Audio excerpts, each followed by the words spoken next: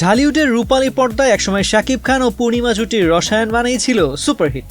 দীর্ঘ ১.৫ দশক পর অবশেষে এক ফ্রেমে বন্দী হলেন এই দুই শীর্ষ তারকা।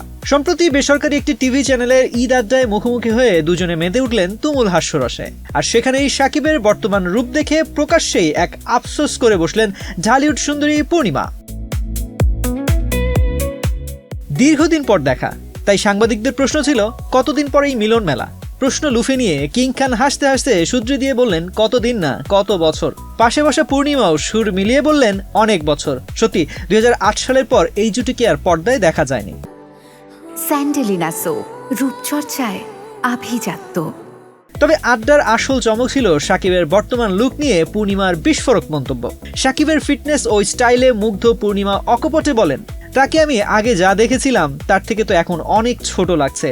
ও সব ছবি আমি দেখি, তুফান দেখেছি, বাকিগুলো দেখেছি। তখনকার ওই শাকিব আর আজকের এই শাকিবের মধ্যে আকাশ পাতাল পার্থক্য। তাকে আমি যা দেখেছি তার থেকে তো ও এখন অনেক ছোট হয়ে গেছে, আরো বেশি। ওই শাকিব আর এই শাকিব আকাশ পাতাল পার্থক্য।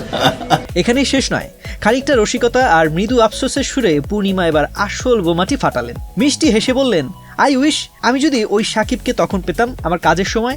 আই উইশ আমি এই শাকিবকে তখন আমি পেতাম আমার কাজের সময় পেতাম। বিগত কয়েক বছরে মেগাস্টার শাকিব খান যেভাবে নিজেকে বদলেছেন, সাবেক সহকর্মীর এই এক লাইনের প্রশংসাই তার সবচেয়ে বড় প্রমাণ। পর্দার বাইরেও এই জুটির রসায়ন যে এখনো কতটা জমজমাট, এই আড্ডাই তা প্রমাণ করলো আবারও। বিনোদন ডেস্ক, বাংলাদেশ প্রতিদিন।